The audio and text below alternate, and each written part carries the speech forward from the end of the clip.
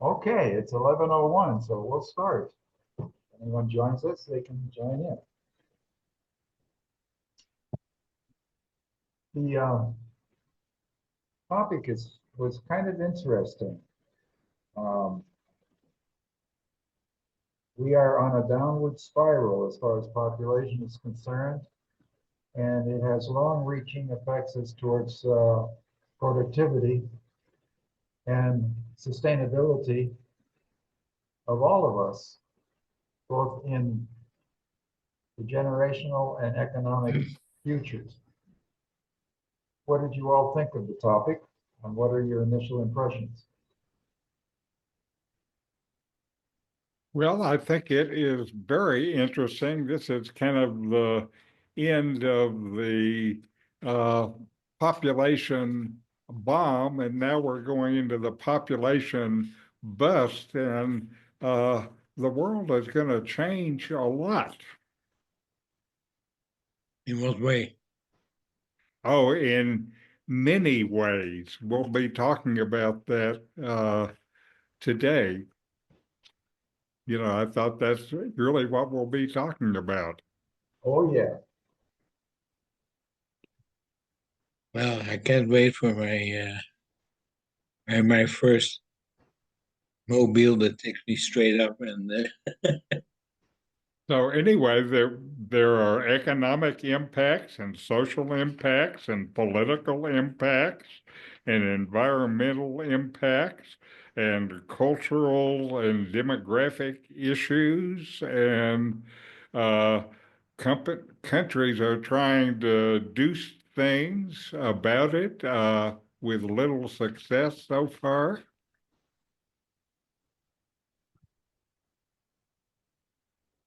And for some countries, the graying population with a decreasing workforce really presents a terrible problem. It's a big deal. Russia being the worst, and China and Japan following closely behind. And I wonder about South Korea, because South Korea is such a manufacturing powerhouse, but their birth rate is lower than all the countries that you mentioned. And how are they going to man the factories? I guess we need robots. yeah, automation. That's the answer there. Wow. I was thinking some of the people from the poorer countries, like in Central or South America, well, mostly Central America, but I think you hit the nail on the head there. Robots. Well, robots and AI will take up some of Right. the slack. And don't forget, we have climate change, which will create such chaos that these little symptoms of aging and population decrease will go unnoticed within 5 years. That's right. The population getting smaller kind of helps the climate problem, because climate is related to the number of people, and with fewer people, there's less pollution. And with more chaos, there'll be less climate change. The industry comes to a grinding halt. That has a snowballing effect on reducing population. Starvation will be rampant. And who knows, with a little luck, we'll be down to 2 billion people in 30 or 40 years, and the climate problem will be solved. I think in the meantime, immigration. Right. Go ahead, Joyce. To say, I think in the meantime, immigration is going to become a much worse problem because you have large populations of poor people who are being severely affected by climate change. They're going to be migrating to northern countries with lower population rates, who both need the labor but also probably will continue to increase in their xenophobia, would be my guess. So I can see a lot of potential conflict there. Agreed, we Joyce. keep I them- saw that. I saw that decades ago in Germany, when the German and Austrian women were not having children and being very educated and high-level jobs and bringing in people from Turkey, but they didn't really like them that much. Right. The Turks were to the Germans and Austrians as, and my friend is from Costa Rica. They have the people coming down from Nicaragua to do the bad jobs, or what they used to call the end jobs or whatever. And then in the States, they have them coming from the South going up. It's sort of a worldwide trend. The educated not having children and the overpopulated poor countries sending their workforces to help them out. It'll be interesting to see the push-pull of between immigration and cultural xenophobia that will occur. Right. Well put.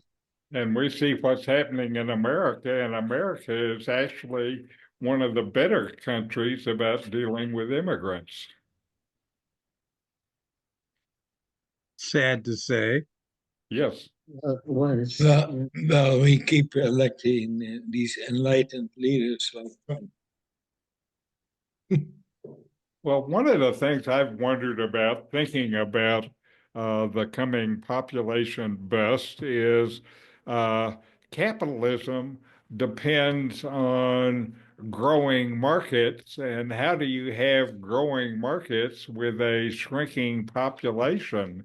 Does it mean the end of capitalism is coming, or the guys that are left will just be the rich guys? There was a or great science fiction short story that answered that question. In the future, everything is produced by robots, and the rich people were the ones allowed not to consume, and the poor people had to consume like crazy to keep the all robots the busy. production. Okay.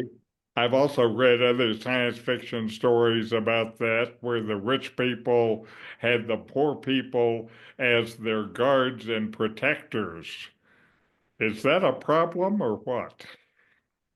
When the poor people have the guns to protect the rich people? Anyway, let's They already do. off the subject. They already do. It's called the army, and that's one of the great threats to American democracy is that if you have fascists in charge of the Pentagon, we already have a large armed force that can pretty Sure. much quell any rebellion in the U.S. easily.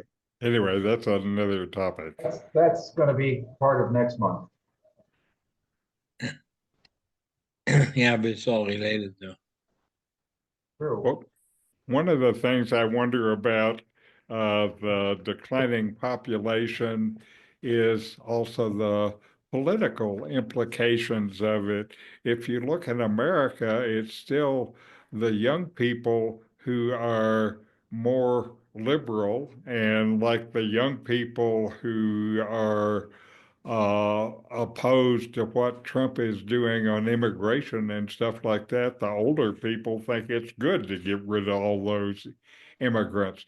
And if you have fewer young people, what does that do to the political demographics? Does it mean we get more conservative in the world? It's a good question. Welcome, Paul. Hi, I just seem to have lost you guys. I've got your audio, but not your video. On that immigration question, especially in the United States, I'm kind of wondering, that push-pull that you mentioned, Bob. I'm wondering in the future if, as labor shortages maybe start to come about, if there will be some changes in attitudes towards immigration, moving forward. I mean, I that to me is sort of a best case scenario that, I think would be great, but I'm a little bit reluctant to think that may happen. I'm just wondering if people will continue to persist in those attitudes even when we really need that labor. My father came here through Ellis Island in 1928. And, obviously a very different environment then, and of course worked his entire life and was a soldier in World War II and that whole thing. So he made a contribution.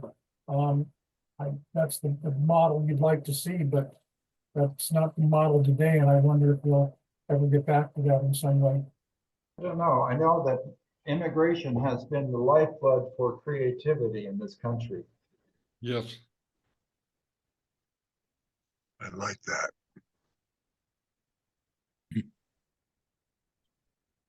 Inspiration. And to follow up with what Bob was saying, the times and places of greatest creativity is when populations come together and mix.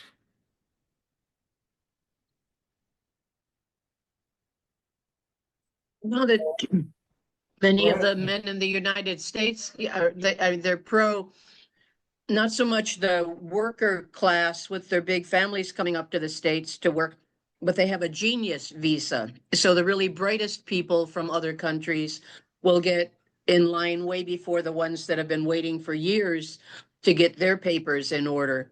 And I think it's both a genius visa of men and women or really sexy women, because if you look at the wife of our president, oh, that's hard to say, the wife of our president and our vice president, neither one of them are born here. You know, we could import beautiful women for the rich men. But you know what? I really like JD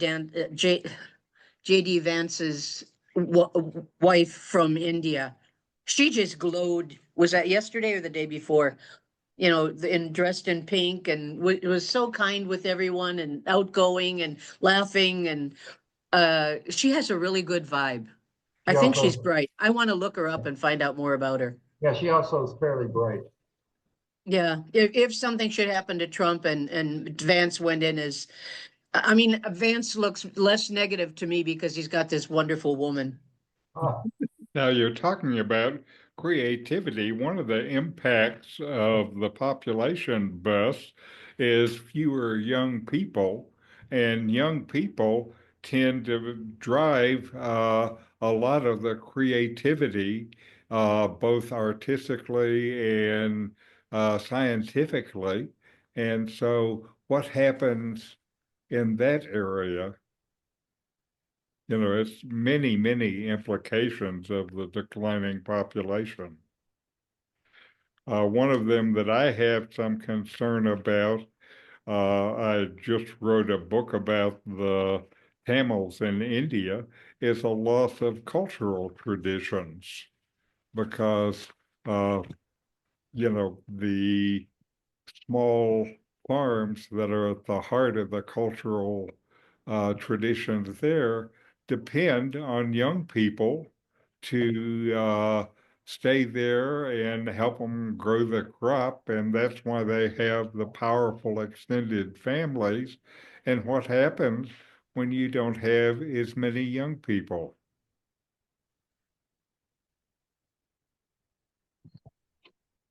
The brain drain. The brightest of India going elsewhere. So is maybe the first impact that we might see coming down the pike for us in 5 to 7 years with Social Security.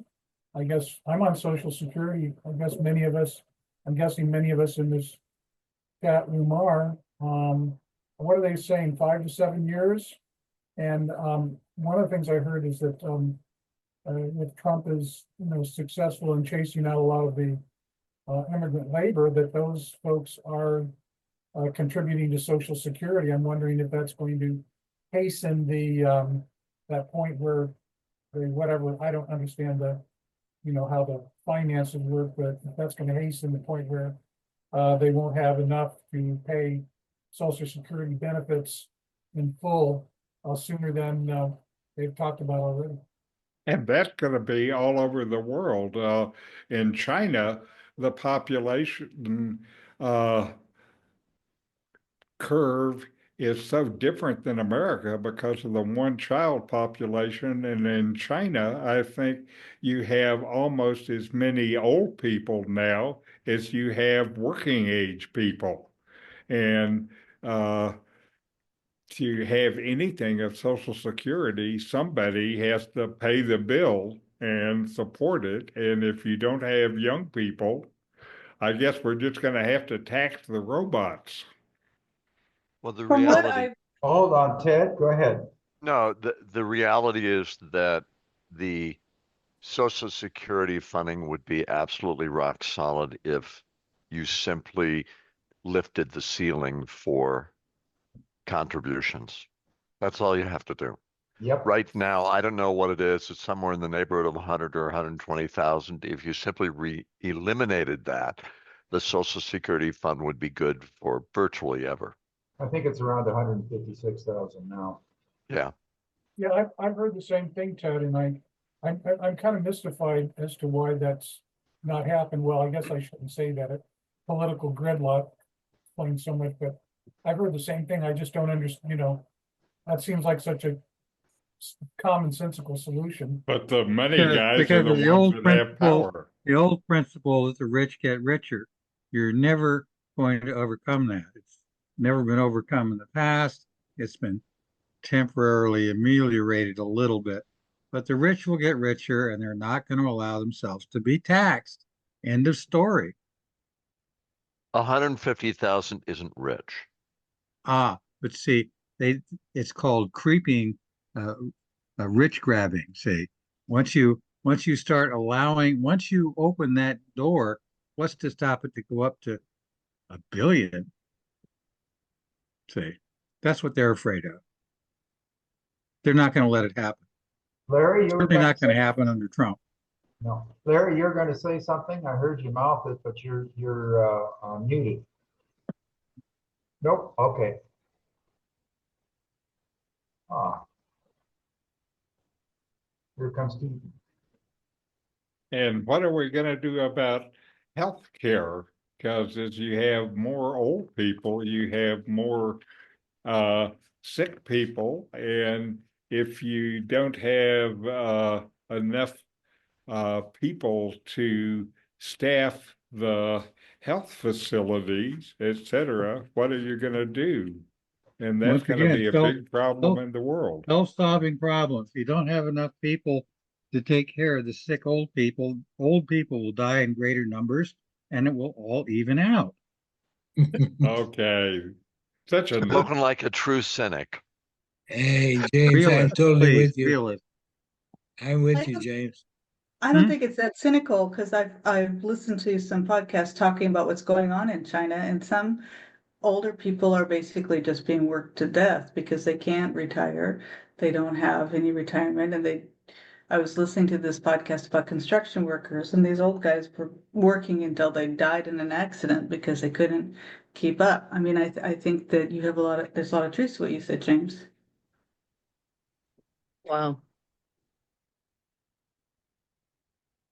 So Well, where, it's happening in the States, right? I mean, the reality is that if you look at the actual life savings of most boomers, they don't nearly have enough to retire on. Just go into Walmart and see the people in their 60s and 70s still working. That's exactly Right. right. You know, it's interesting. Richard, you'd alluded to the Tamils. My wife and I spent a couple of months traveling through India. And one of the things that surprised the people that we spoke with was that I was in fact retired. And not only was I retired, but I was retired and traveling in India, which seemed kind of absurd to the people we spoke with because, well, their question was simply, okay, well, where is your son? Right, And of course. where are your sons? And I said, well, I've got one son in Vancouver and one son in Toronto. And they said, well, why don't you live with them? I said, well, I don't need to. And I don't think I want to either. So from their point of view, this was completely unnatural. This was inappropriate and absurd. They couldn't come to terms with this. What they have, and Susie, you're right, or Joyce rather, that they work themselves to death in China and in some other countries, but in countries where the lineage is so extensive that they're multi-generational people living in the same building. Like, I mean, basically dad would get old and the family would move into dad's place and build it, and dad's money would allow them to build something on top of it, so everybody would just cram into the whole big place.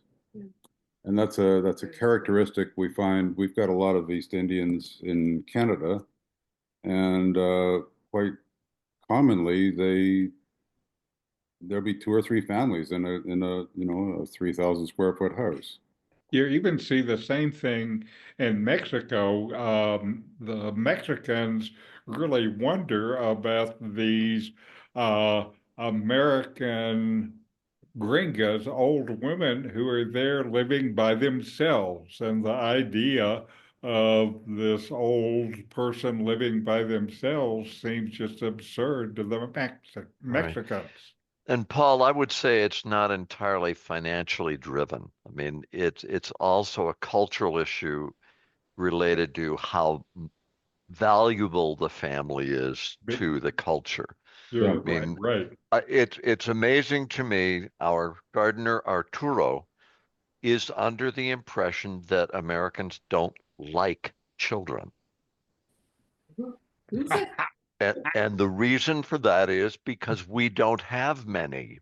Yeah, yeah. And because we choose to live away from our children. So he finds it fascinating that there's a culture where you don't have several families living under one roof. Yeah, yeah, and really, we don't like each other enough to have ourselves all crammed into the same place, do we? I mean, our culture is one of individuality. It's individualism rather than collectivism, sort of thing. In fact, I mean, you guys make a fetish of abhorring collectivism, we call it communism, and I mean, so on and like that. So really, and we kind of do this well up here. I mean, we like to distinguish ourselves from Americans, but looks like a duck, quacks like a duck. The rest of the world sees us all the same, kind of like that. So physically, yeah, but no. Honey, love you. Culturally, there's an issue. I mean, there's that Yeah. lack of acceptance of the idea that you would actually stay together as a big family. Well, speaking for my wife's family, who is in the Philippines, they have one house and there are like 4 generations in that house. Yep. And it's like 4 different branches because they're different sons and their sons go outside and marry somebody, bring them into the house. And that's very typical. Yeah, Right. yeah. Right. Much of the world. Our next door neighbor is a retired Mexicana family physician, and she bucked her family's trend by becoming a physician and not taking care of her mother as the eldest daughter. Mm-hmm. Well, Filipino culture follows Mexican culture. Both are former Spanish colonies, so it's natural that they would have similar cultures. Yep. That's true. Although the trend has been moving away from the large family as their social security into a lack of less children and the lack of having the child take care of the parent. And that seems to be culturally all over the world. I think that's almost a gift that you guys have given to the world, really, is that the American culture is overwhelming. It's powerful. I mean, we're feeling it right now, and we all took a collective gasp on Monday and are holding our breaths, right? So who the hell knows what's going to happen? But I mean, it's very much a matter of you guys tend to drive the boat. I mean, the rest of us are in various seats in the boat, but you're driving it. But in India, the thing is not Americanization, it's the young people moving to the city so that they can have better jobs and better income. Yep. It's the same in the Philippines. They leave the farm because only the eldest inherits the farm. Right. The rest all go to town, to a city like Manila, which is why Manila is overpopulated and has so many poor people because they all can't get jobs. Yeah.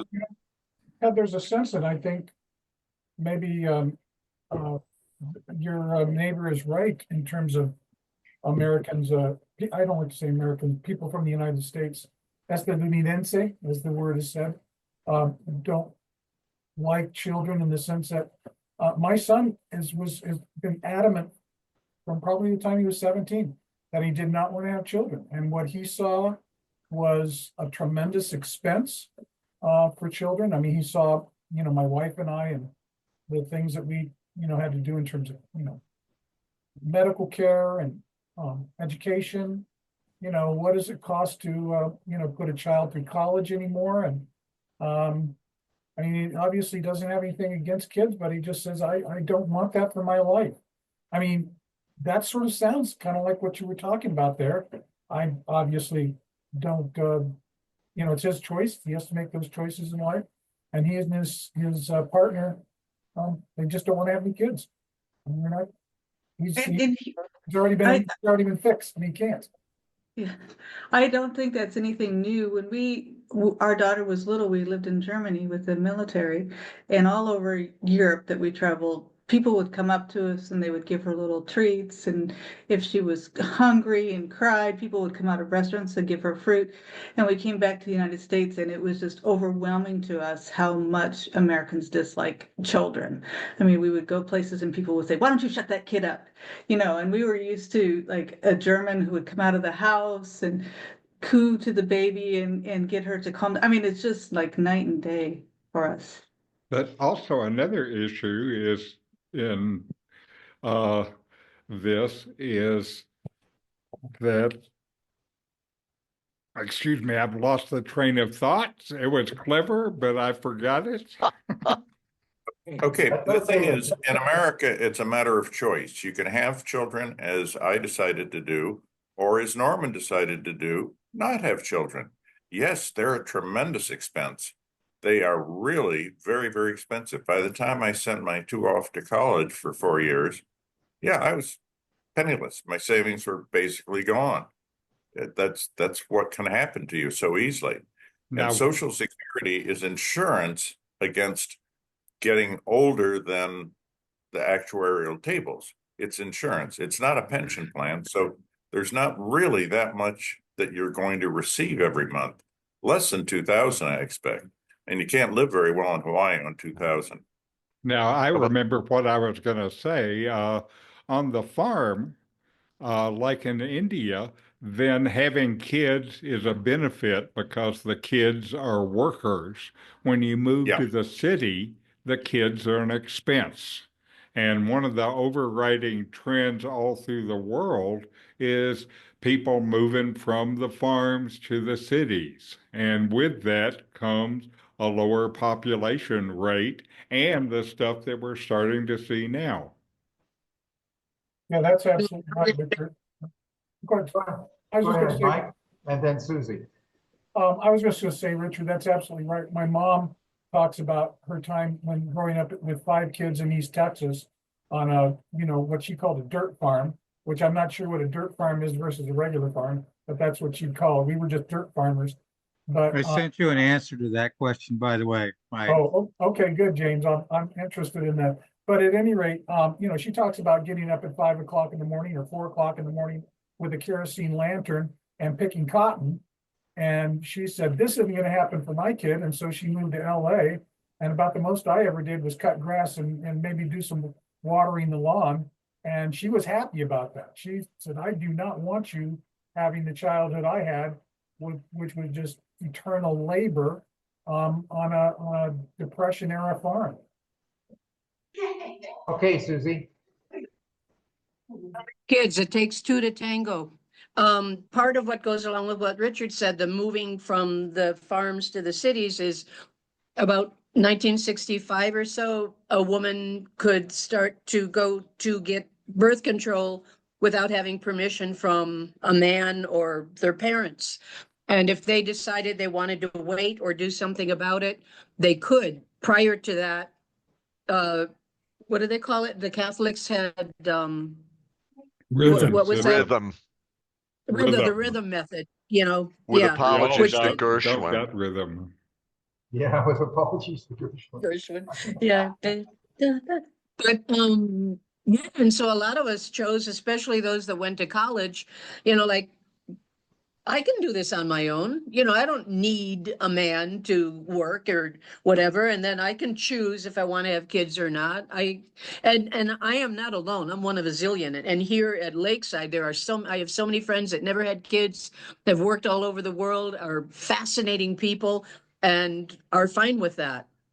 When I lived in Latin America, if on a bus, I sometimes would I would do experiments, like, oh, so what are you doing here? What's your mission? Blah, blah, blah. Do you have children? Are you married to depending on which country I was in, Ecuadorian or whatever. And if I would say, yes, I'm married to an Ecuadorian, how many children do you have? They wouldn't ask, do you have? Of course I was going to have them. And if I said one or two, like, oh, that's nice. If I said I've got 8, oh, eso sí es una mujer, like, wow, you're good. They still had that idea that a woman was there to procreate, and the more the better. And no say, a lot of us felt, oh, and another time I had a woman who was saying, like, you're running out of eggs, they're getting podridos if you're waiting too long, and you need to have your kids now. And I know some people that would be with you like, no, no, no, no, no. And then other times they'll ask, well, how do you live without someone, without your own children? Who's going to take care of you? Me. But that's not a concept in many countries around the world. The US and Western Europe sort of led that, with women deciding for themselves. That goes along with moving from the countryside to the cities. So let's I talk want to about, let's talk a little bit about solutions. about what? Solutions. What do you see as the intersection in productivity, manpower, and AI in the future? Well, I certainly see immigration from countries like Nigeria and India to industrialized countries that need more labor, and not necessarily only people with doctorates. Yes, the ones with doctorates out of India have done a great job in the United States, no question about that. But where we used to have Mexicans and others from Latin America be the ones doing the dishes in restaurants and so forth, I think that will change as we find that we can get quite inexpensive labor out of, as I say, Nigeria, India, many countries, Bangladesh. They have populations that are far too great for their level of industrialization. In other words, they can't find jobs for all of them. What you said, I wrote it down. Half of the Nigerian population is under the age of 14. They have the highest birth rate in the world, 7 times. By 2015, half the world's population growth will be concentrated in 9 nations. One of these surprises me. Number 1, India, Nigeria, Pakistan, the Congo, the Democratic Republic of Congo, Ethiopia, Tanzania, Indonesia, Egypt, and the United States. We got in that list. Your argument is okay, Keaton, but let's postulate that xenophobia reigns and people won't let the immigrants in. So what is the solution if you don't have the immigrants because of the cultural xenophobia that occurs, particularly in Southeast Asia countries? Bob, you're absolutely correct that Africa. we resist immigration. I mean, that's one of the main reasons we have an idiot in the White House now. And we've got to overcome this, convince people that if you don't want to be sweeping the streets and cleaning out the gutters, you can allow some immigrants in to do that work. Do you want to work in a slaughterhouse? Heck no. Those slaughterhouses are packed with illegal immigrants. We just need to make them legal immigrants that are assigned to certain jobs that we don't want. But when there are not One enough question. people in the world, then there may not be enough immigrants. James, go ahead. A question on all this is, isn't importation of cheap labor running contrary to our goal for income equality, aren't we? Of course. Just thought I'd throw that out. Is there a goal for income equality? You just have to spoil, Now who's being cynical? Again, we're gonna be you talking just have about to spoil that, the argument, right? we're gonna be talking about that next month too. Well, I guess the question I have is, when farmers' fields in, Alabama or the San Joaquin Valley, where James and I are, James is a little north of there and I'm a little bit south of there, but in the San Joaquin Valley, which is, where everybody, as we know, is a huge agricultural area. When they can't get enough workers to be out there doing that kind of work, will that xenophobia moderate some? Will people, if they're starting to pay $10 a head for a head of lettuce, will people start to say, hey, maybe some regulated and some logical immigration practices would be worth it? Well, and it isn't simply the population. I mean, some of the biggest pushback to Trump's immigration policies are coming from industry, because they cannot find Americans who want to do, meaning U.S. citizens who want to do those jobs. Yes, when you talk about the wage inequality, the garbage collectors in Honolulu make a fortune because people don't want to do the job. So there's no reason to say that if we bring in people from Nigeria that are going to do the worst kind of jobs, that they'll be poorly paid. They're not going to be paid minimum wage. They'll probably be paid 10, 15 bucks an hour. That So- might be true for those services. It's not going to be true for field laborers. Field labor is a very difficult one. I agree. Yeah. That's very, very difficult. But the reality is that for many immigrants, they simply consider that a stepping stone. Yeah. Yeah. But Canada that's- has a program similar to what the US used to have that we called the Bracero program, where you allow temporary workers to come into the country. Canada has that. We've been The doing that US for years. no longer does. Yeah. Oh, Yeah, they've excuse been me, doing that but for the big years. difference with the Bracero program and why it fell apart is the Bracero program did not allow the families to accompany the workers. The Braceros came up in the summer and went back home in the winter. Yep. Then that started changing and the families came. And that is where the whole system broke down. Yeah, I have a question. In Mexico, what's really clear is that one of the most important economic resources for the country is transfer of money from overseas, where Mexicanos are working back to their families.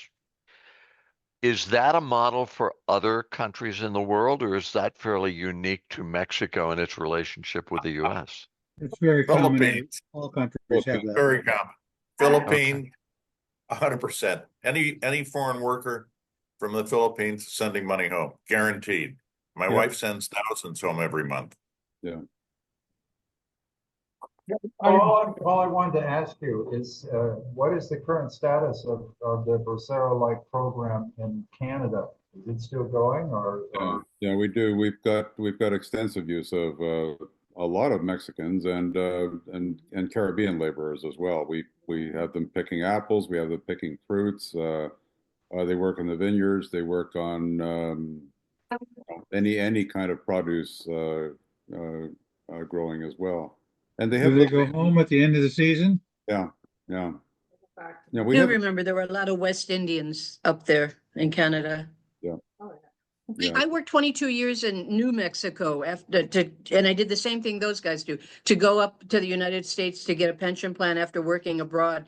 But and I worked in bilingual education. The parents of the kids that I taught almost across the board worked in horrible jobs that nobody would want, in the fields, traveling around. But they had lots of kids. And if their kids had kids, that was even better, when I taught science, because then they would have an anchor to be able to stay there.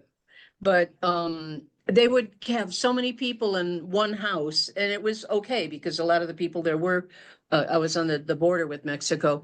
But they crammed so many families into one house, and it was really sad how so many people would be in one bed and all. But the biggest thing was they wanted their kids to learn English and to move ahead and to get scholarships and get into school, and they became the dreamers. And I have so many, I've got over 1,000 ex-alumnos around the world, but these kids, I love teaching them because the parents knew so much that they did not want their kids to have to go through what they're going through right now. And they would work so hard at horrible jobs, and they would still send money back to their homes. And it's like they hardly made any money. I don't know how they did it. I don't know how they had the remesas to mandar a otros países. I don't know how they did it. Well, there's an interesting situation in Singapore. The maids that are brought in from the Philippines, Sri Lanka, and where not, have pretty ordinary salaries. Obviously, they have room and board provided by their employer, but their actual salaries are maybe a couple $100s a month. But guess what?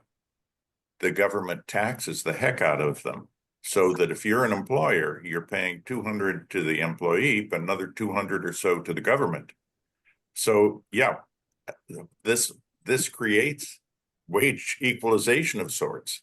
You could hire somebody locally and not pay the 200 tax, or you could bring somebody in and pay the 200 tax.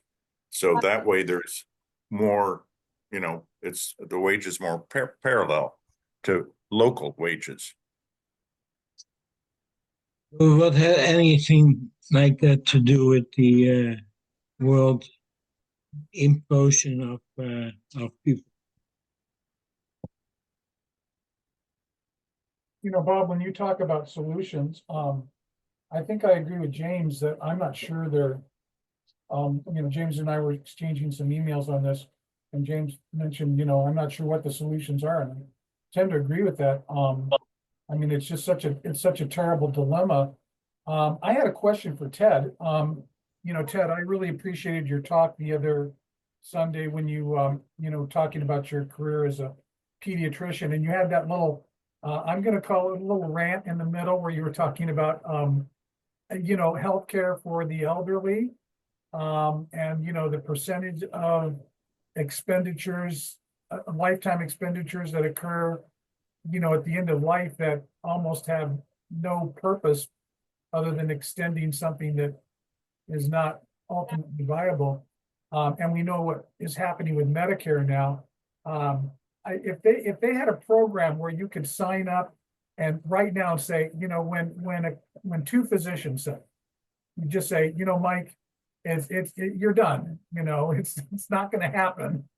And I'd say, okay, then let's no more medical care, because I think at a certain point that makes sense. If they could do that and take my Medicare premium down, I think I'd buy into that, because I'm paying right now more for my Medicare, and I have a Medicare Advantage plan for my previous university. I think I'm paying more per month for that than I used to pay when for my employer contribution. So I would sign up for I'll go on hospice. The minute Ted says, Mike, it's time for you to go on hospice, I'm there. Don't you Was find there a that- question there? Don't you guys find this remarkable? I was just I think he doesn't know what he's talking about. No, I was just saying, I Go ahead. thought your point was a good point, that we spend so much with end of life care. And I guess my point would be, I wish we could figure out a way to systematize that. I don't think we can, but like I said, I'd sign up for that program tomorrow. Well, there are states which already have death with dignity laws. Oregon has one. Washington State has one. The dilemma really is that unless you train physicians to view it in a much broader context and see that the goal is not simply to prolong life, you're always going to run into those ethical dilemmas. And that's probably all we should talk about, because that's not really the topic. But yeah, that's what I would say. I I'm curious as to why no one's really tackling the concept of AI and robots and cobots in this discussion. We've all kind of skirted around and focused on the current stage rather than looking into the future as to what happens with productivity and how to solve the productivity with AI and robots and cobots. And for manufacturing jobs, already there is the use of robots in those areas where they can't get enough people. And robots are getting cheaper and more effective. And I think that will handle a lot of the manufacturing. But back to the field work with the dirt farmers in Texas, so far, the robots are not very good at doing things like planting and picking crops. And a lot Richard, of the the answer to that is that we won't be eating vegetables and crops. We'll be eating paste. It'll be manufactured by robots or machinery in a factory that produces nutritional food for the masses. And that's what we're going to be eating. So don't worry about it. The fact that they won't be picking apples isn't a problem because there won't be any apples.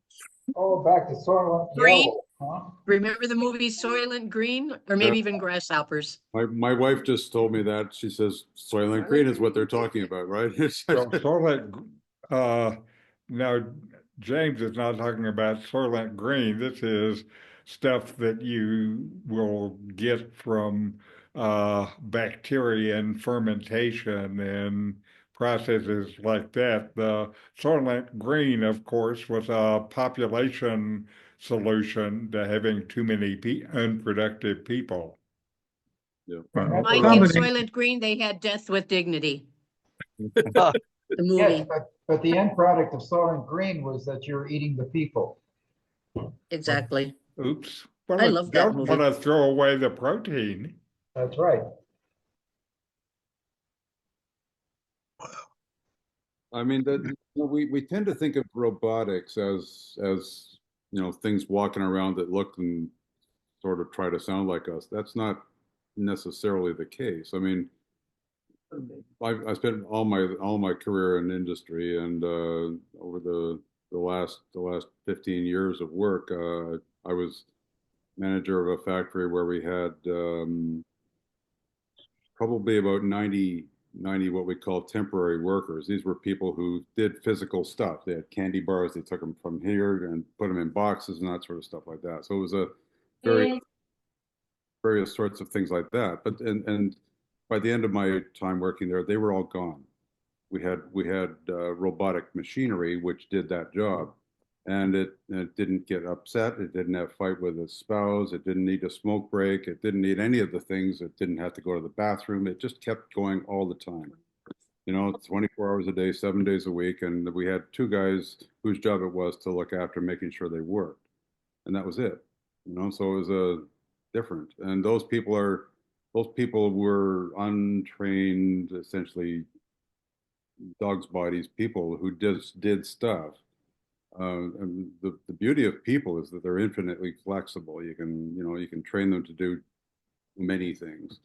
Robots, we spent millions on specific robots that did specific things. And fortunately, we had a lot of demand for the stuff we were making, and it worked. It's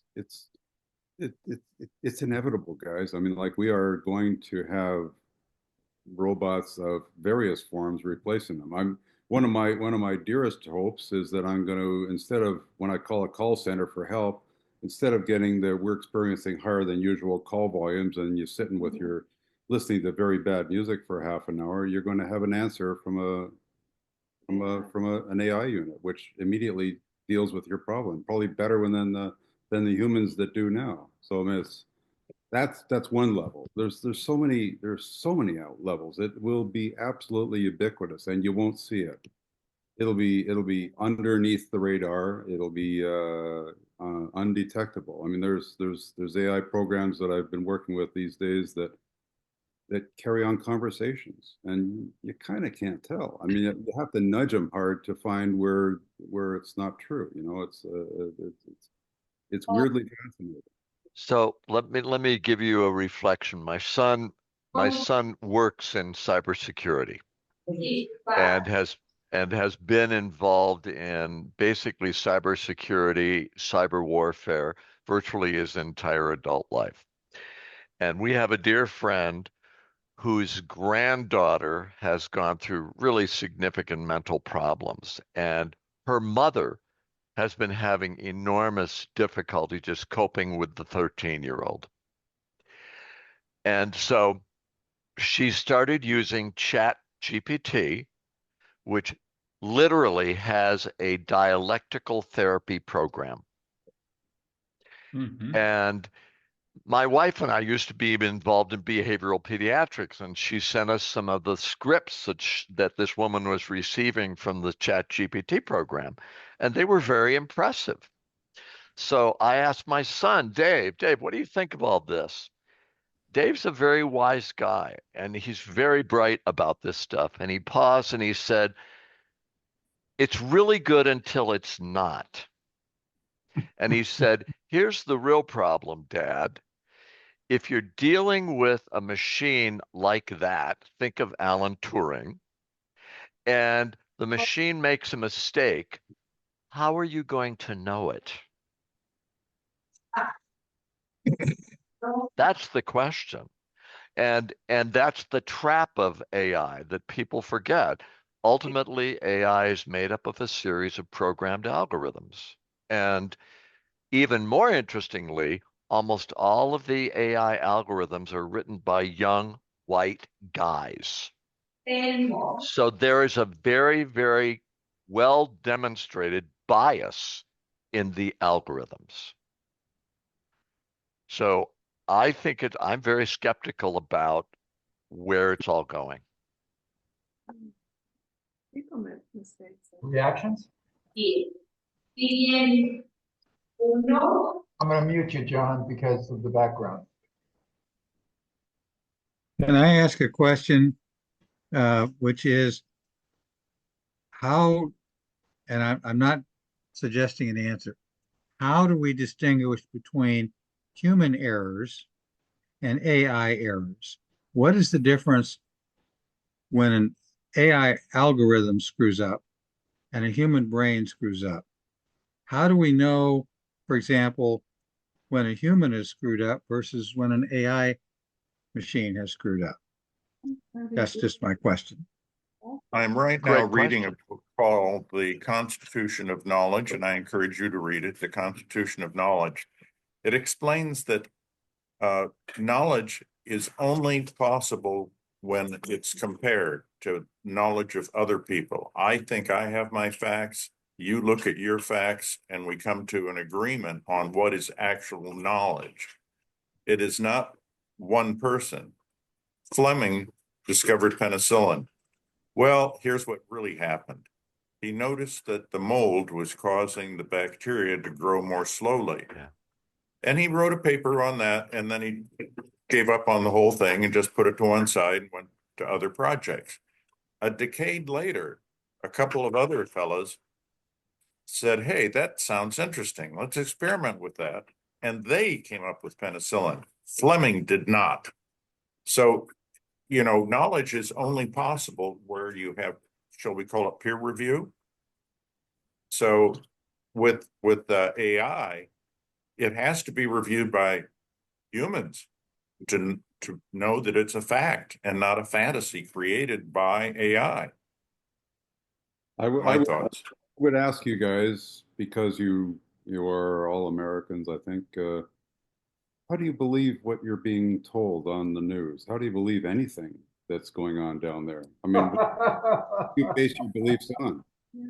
I mean, this isn't AI. This is crazy orange people that are running your country right now, and it's I don't believe him. I know he's making all kinds of stuff up. I'm absolutely quite sure because he's making stuff up about me, and I feel I know it's not true. I mean, and the trouble is that quite a lot of, I mean, I had a word with a fellow who spent Christmas and New Year's down in Philadelphia, and his interactions with doctors and lawyers and stuff were kind of shocking to him because he was at dinner parties and gatherings and stuff, and the actual awareness of what is beyond your national borders is remarkably limited. I mean, I don't understand how you can. I mean, some of you who live in Mexico will look north and say, yeah, well, but I mean, like it's absolutely remarkably limited. And I sound like a nasty kind of Canadian, but I mean, like it's like there's a whole lot of world out there, and a lot of things are happening, and it's not just U.S. centric. I mean, it's and the decisions that are being taken nowadays they feel weird. I mean, I don't understand what the long game is. I know we've got friends in Denmark, and we had a conversation with them the other day on Zoom, and they were talking about how they felt about giving Greenland up, and they after they stopped laughing, they said it's we have the EU, we have NATO, and we will, if need be, defend ourselves. And I thought that's a horrible thought. I mean, it's But Paul, that shows some ignorance on their part because they've already given up Greenland. The people who live in Greenland have the absolute right to declare independence anytime they want. So if the people in Denmark are thinking they still have some say in it, they're dead wrong. They're just as ignorant as your average American. well, after I said something like what you said, they were temporizing their comments a little bit, and they realized that, or they acknowledged that, yeah, Greenland is, for all intents and purposes, independent-ish. And having said that, there are 50,000 people who live there, and there is a very, very big American Air Force base there. Yep. So it's just all it needs is to have, just stir and add people, and you've got a vast American force on Greenland's territory. They believe they want the So minerals. so there's a whole bunch of stuff going on. Well, to answer you a bit, America, of course, is very myopic in its isolationist populism, and it always has been. And as far as global reaction and global themes, it always looks inward and for the short term, never the long term. There is no long game in America. They have no concept of that. Unlike the Chinese, for instance, who play centuries long game. Right. Musk does. Musk. Does Trump have a long game, or does Musk have a long game, or does somebody got a long game? I mean, there's an acquisitiveness to this whole thing about wanting territory, and I rather expect that Donald would like to have a legacy that he can leave behind, and beat his chest from beyond the grave about how he expanded America's borders and stuff. Is that a thing? I mean, That goes back to manifest destiny. Yeah. That's what The he even, Monroe Doctrine. Paul, are he you said familiar? manifest that destiny in his speech the day before yesterday too, and he also said that God spared him when he had his his assassination attempt, and that he's here for a purpose. And he also quoted, that it's Martin Luther King Day, and that in his term as president, he's going to make reality the dreams of Martin Luther King.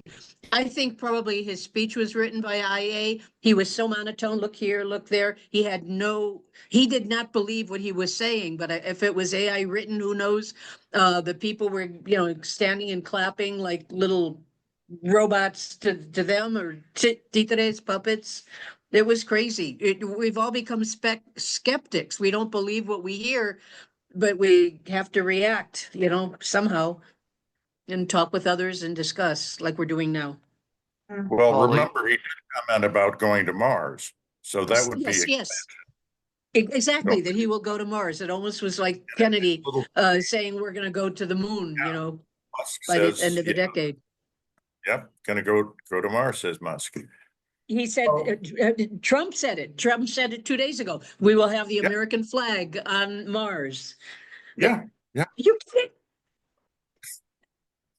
So our hour is up. Do you want to continue on, or do we want to wrap it up?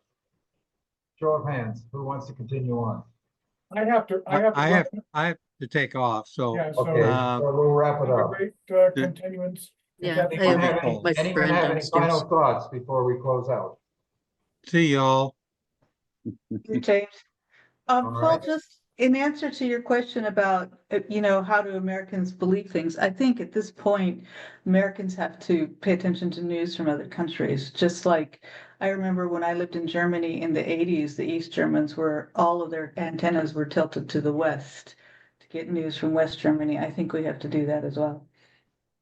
Yeah, that's why I watch every morning DW, German news, French news, and PBS in the evening. At least 3 sources. You've got to have Yeah. multiple sources of your news or you're going to be lied to for sure. Right. I listen to BBC and on occasion, just for spiciness, I throw in Al Jazeera because Al Jazeera is good too. Yes. they look at things very clinically. I mean, or sounds clinically anyway. And it's I